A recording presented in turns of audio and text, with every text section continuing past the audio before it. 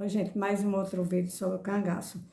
Atendendo até uma solicitação do Paulo Gastão, que me pediu para trabalhar essa matéria, quando eu fiz para ele um pequeno conto, eu acreditando que ele queria um conto para colocar na sua antologia, mas ele queria a história sobre o cangaço, sobre a perspectiva de analisar, mostrando o que eu sabia a respeito da nossa família, que foi um dos combatentes, que foram combatentes do cangaço lampiônico. Então, essa história, ela começou lá no século passado e foi prolongado, o cangaço lampiônico prolongou-se por mais de 2 décadas. Muita coisa foi abordada em relação ao cangaço, mas sempre naquela perspectiva da análise a partir de depoimentos de ex-cangaceiros, sobreviventes àquela chacina de Angicos e também de escoiteiros, jornalistas, sabendo-se que o jornalismo, ele vive do furo de reportagem, de mostrar matérias, mas sempre com aquele intuito, aquela intenção de vender jornal, de vender matérias, jornalismo, as revistas. Os cordelistas também divulgaram bastante o cangaço lampiônico e era escrita dessa maneira, com o intuito de vender matéria.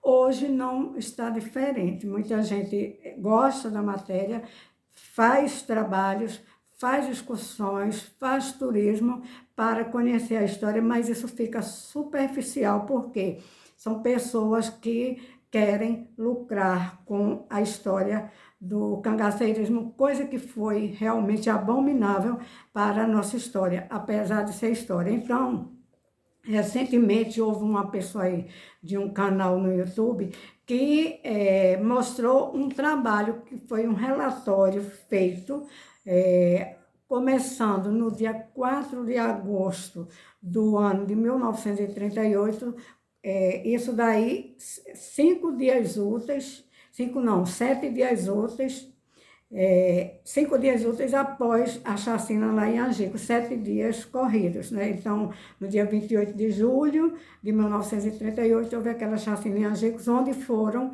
mortas 11 pessoas, 12 com um soldado, 11 eram cangaceiros, 9 homens, 2 mulheres e mais um soldado que fazia parte daquele massacre lá em Angicos. Então, posteriormente a isso, no dia 4 de julho, essa peça foi feita por estudantes da Escola de Direito, Faculdade de Direito de Recife. Essa expedição eram estudantes que acompanharam o Coronel Lucena para fazer esse relatório que era para colocar nas mãos do então governador de Pernambuco, Agamenon Magalhães, e posteriormente chegaria a Getúlio Vargas, que era o presidente à época.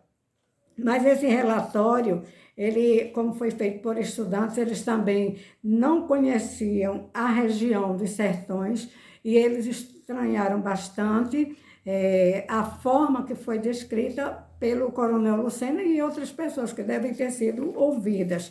Esse relatório, gente, foi mostrado agora, recentemente, eu mesma vi agora, e esse relatório, ele foi feito por estudantes, e eles até estranharam, os próprios estudantes estranharam aquela região ter acontecido aquele fato da forma que foi descrita para eles. Eles disseram que o relatório parecia uma peça verdadeiramente científica, porque eles também tiveram contato com o médico legista à época, que pegou 11 cabeças de cangaceiros que foram mortos ali em Angicos, e as cabeças foram cortadas, né, separadas dos corpos, e o médico disse que não podia fazer um estudo mais aprofundado para identificar qualquer daquelas cabeças como sendo a do Virgulino, da Maria, de Déia, ou Maria Bonita, que ficou conhecida depois por Maria Bonita, e também do Luiz Pedro. Eles estranharam bastante, né? Agora, interessante é que esse relatório que foi visto agora e chegou ao meu conhecimento também agora, recentemente, foi analisado por uma pessoa que tem um canal no YouTube, mas se interessa muito pela história do cangaço, porque gosta de apresentar realmente trabalhos, mas ele é uma pessoa apaixonada pelo cangaço e ficou deslumbrado porque um dos estudantes, à época, era o pai de Alceu Valença. Aí ele tirou uma cópia e mandou para Alceu Valença, mas essa história de cangaço, ela é assim, ela tem esses vícios, né? De pessoas que gostam e estudam somente para mostrar o lado do cangaceirismo, mas sem escutar, digamos, o outro lado, como foi realmente, porque o que houve de tão nefasto, e que o cangaço era nefasto, que o presidente mandou acabar com o cangaço, em especial que levassem provas, e as provas daquela chacina eram as cabeças. Eram as cabeças. E, inclusive, no estado da Bahia, ofereciam, saía no jornal constantemente, quem levar a cabeça de um cangaceiro recebia uma recompensa. Inclusive, a recompensa era muito alta, em torno de 50 mil contos de réis, 50 mil contos de réis. Era muito dinheiro que a cabeça do Virgulino era uma coisa assim que era verdadeiramente uma peça para ser, quem levasse a cabeça ganharia aquela fortuna, uma verdadeira fortuna. Então, hoje as pessoas vão aos lugares onde passaram, provavelmente, cangaceiros dos grupos do Lampião, e muitas vezes nem eram cangaceiros do grupo de Lampião, eram outros grupos que, como viviam assaltando, matando, roubando, aí muitos entraram na conta de serem grupos de Virgulino, do cangaceiro Virgulino Lampião, o famoso Lampião. Então, as pessoas hoje fazem um turismo, vendem bornais com desenhos, vendem roupas, vendem tudo que pertinente, assim, parecido com o que os cangaceiros usavam, tudo isso é motivo.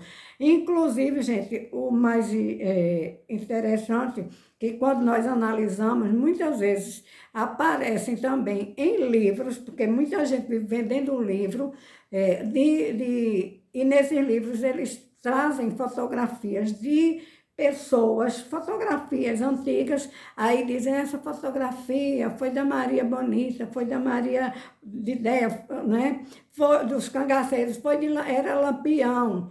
A própria filmagem de Benjamin Abraão Boto, a própria fita, não serve como referência documental para se estudar, porque aquela fita, depois que o Benjamin Abraão filmou os cangaceiros, né, ela foi apreendida pelo DIP, departamento, né, que investigava os crimes, né, do Estado, né?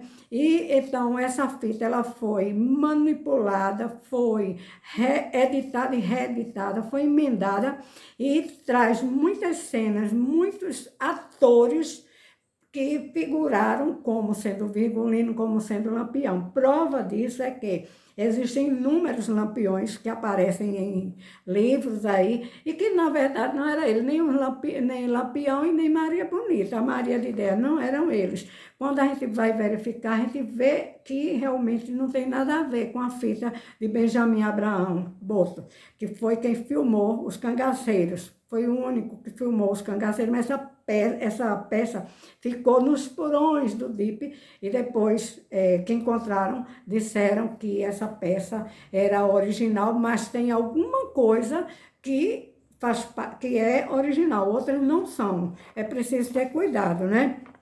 Então, muita gente vai em lugares, aí encontram cartuchos de bala, gente, cartuchos de bala que nunca passaram por um perito, nunca foi feito exame de balística para dizer se aquela bala, se aquele cartucho, aquele projétil foi realmente usado ou saiu de arma de ex-cangaceiro, de cangaceiros da época, ou até de polícia ou de algum caçador. Então, a gente tem que ter cuidado também com isso. Fica tudo assim, muito floreado. Então, temos pessoas que vivem do turismo, de vender livros também, de vender roupas, de vender sacolas, alpargatas, rifles antigos, e para dizer que foram coisas antigas ou que foram usadas por ex-cangaceiros, mas é preciso se adotar uma, digamos assim, é preciso que se faça uma análise mais aprofundada para não cair nessa de acreditar que tudo o que acontecia à época ou depois, muito depois, porque isso já dista mais ou menos cerca de um século que o cangaceirismo acabou, faz 85 anos, vai completar agora 85 anos. E antes, os cangaceiros passavam em alguns lugares e as pessoas ainda exploram esses lugares, casas derruídas, são onde existe uma casa, vão em determinados lugares para fazer um estudo que não foi feito à época e hoje fica muito complicado dizer que foi dessa maneira ou de outra maneira. O que se sabe é que existe muita fantasia entre essas pessoas que pesquisam, que analisam o cangaceirismo lampiônico, mas por prazer, gostam realmente, aí se dedicam de corpo e alma. Tem pessoas, gente, que não tiram a roupa com aqueles penduricalhos, aqueles enfeites, não tiram a roupa e querem se tornar como se quisessem ser ex-cangaceiros. Aqui, inclusive, eu trouxe aqui um desenhozinho que eu fiz, um desenho não, um bordado que eu fiz, porque isso aqui é muito visualizado na roupa dos cangaceiros. Isso aqui dá para vocês verem que isso aqui não é um bordado feito à máquina, isso daqui é um bordado feito à mão, com ponto de corrente, ponto de laçada. E quem fazia esses desenhos, esse estilo aqui, era a cangaceira Dadá. Mas o Virgulino ficou tão embevecido, ele gostava tanto de bordado, de renda, né? Ele gostava desses dotes feminis. E ele pediu para a Dadá, me dê, comadre, e ela não quis dar. Esse bordado eu fui analisar, gente, porque, conforme eu disse, muita coisa não é real na história do cangaço. As pessoas dizem que o Virgulino bordava a máquina, fazia ponto de matiz, ponto de rechelier, os pontos que nós, mulheres, conhecemos. Talvez por isso os homens entrem nessa de acreditar que o Virgulino bordava e a Dadá bordava esse estilo de bordado aqui, ó. A máquina não é verdadeiro. Eu fui examinar porque eu aprendi a fazer esse ponto, né? E os bordados da Dadá não eram feitos à máquina. As costuras do Virgulino dizem que ele usava máquina de costura, porque ele fazia roupas de vaqueiros, e depois ele desenvolveu um estilo dele próprio, né? Que ele criou, assim, ele passou a usar esses estilos aqui, e ele se enfeitava muito, ele gostava muito de bordados, de rendas, de coisas que eram mais para as mulheres naquela época, mas o Virgulino usou esse estilo daqui.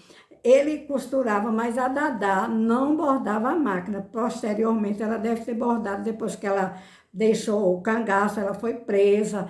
Aí depois ela viveu a vida dela vendendo, costurando e bordando. Aí talvez ela tenha bordado a máquina e tenha feito alguns bordados que ela fez. Mas esse daqui, ó, não é feito à máquina. Parece, mas não é, certo? Então, o estudo do cangaço, ele fica muito assim, ele precisa de pessoas que analisem, inclusive porque, digamos assim, as pessoas que quando se apaixonam por uma determinada coisa, aí ficam, digamos assim, não querem despertar para a realidade, não aceitam que se diga que o cangaço foi história de crime, que o Virgulino era um psicopata, que o Virgulino cometia crimes e as pessoas querem e dizem que o Virgulino foi o herói. Virgulino nada teve de herói, Virgulino não era religioso, porque psicopata não tem crença a não ser nele mesmo, ele tem a própria lei, a lei do psicopata é a lei dele. Ele quer usufruir e quer tirar das pessoas, conforme o Virgulino fazia. Se fazia de amigo, mas psicopata não é amigo de ninguém. Mesmo dentro do cangaço havia muito crime entre eles próprios, eles se matavam, eles brigavam, o Virgulino, quando algum cangaceiro queria sair do cangaço, que ele percebia, ele mandava executar ou ele próprio executava, ele matava com o punhal, né? Ele matava também com as balas, né? E os cangaceiros eram assim. Inclusive, recentemente, eu estava observando que muita gente até usa o cangaço, a história do cangaço para mostrar no YouTube, nos canais, receber like, tudo. Inclusive, explora o lado afetivo, emotivo das pessoas que são descendentes de ex-cangaceiros. Uns gostam, outros que não sabiam nem que era filho de ex-cangaceiros, depois se emocionam, choram. Então, essas pessoas exploram o sentimento dessas pessoas que deixaram por muito tempo adormecido esse sentimento de mágoa, de tristeza, porque os pais viveram no cangaço, dentro do cangaço, para o cangaço, depois saem e vão viver uma outra vida. Muitos, inclusive, até passaram décadas e décadas sem dizer, se resguardando para trocaram de identidade e não diziam que tinham sido cangaceiros, porque isso não era bom para as famílias, mas depois estão aproveitando isso daí, né? Mesmo a troco de lágrimas, de choro, de remorso, de tristeza, porque os pais viveram uma vida, né, irregular dentro da sociedade, né? E assim eles agora estão se expondo, falando: ah, o meu pai foi assim, o meu pai matava, dizia que quem matou foi a bala, não foi ele. Então, mostrando esse lado digamos assim, que também era digamos assim, as pessoas que foram cangaceiras, no geral, os cangaceiros, eles eram psicopatas, né? E alguns que deixaram de ser e viveram uma vida diferente, não é porque se recuperaram, mas com um medo de ser ainda, de pagar pelos crimes que cometeram, porque muitos cometeram crimes absurdos que a sociedade não aceita, mas hoje as pessoas estão, digamos assim, de modo velado, dizendo que o cangaço foi isso, foi aquilo, e querendo defender o lado de cangaceiros que eram perigosos. Então, gente, no meu entendimento, eu acho até isso um sadomasoquismo, né? Tanto as pessoas que falam: ah, o meu pai foi assim, e choram, né? É um masoquismo isso, gente. E pessoas que querem ouvir, querem escutar, né? Esses lamentos, essas coisas que são abomináveis, né? E muita gente, inclusive, mostram as fotos, né? Como era que fazia, como acontecia. Isso não é fácil, gente, explorar esse lado sentimental das pessoas, né? Eu só tenho a dizer o seguinte: é lamentável, né? É lamentável que muita gente para aparecer para vender matéria, para expor, passam a se expor assim, de forma que entristece as pessoas, entristece a eles próprios, que passaram a vida escondendo, encobrindo, como foram os seus pais, o que aconteceu com eles, mas hoje eles chegam e dizem como se fosse uma coisa bonita, ou então para comover quem está assistindo. Isso é lamentável, mas é assim mesmo, cada um estuda como quer, certo? E se coloca à disposição das críticas porque quer, né? Depois não podem reclamar, porque se eles próprios contam, é uma forma de uma superação, mas também é um masoquismo a pessoa ficar mostrando o lado mal dos seus pais. Isso é realmente muito triste, mas não tenho que censurar ninguém. Entretanto, essa é uma das faces do que o cangaço ainda são frutos do cangaço. Essa forma de ver, de mostrar sua tristeza, mostrar para o povo o sofrimento.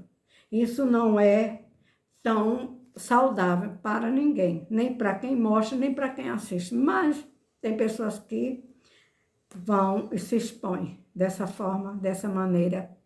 É muito triste.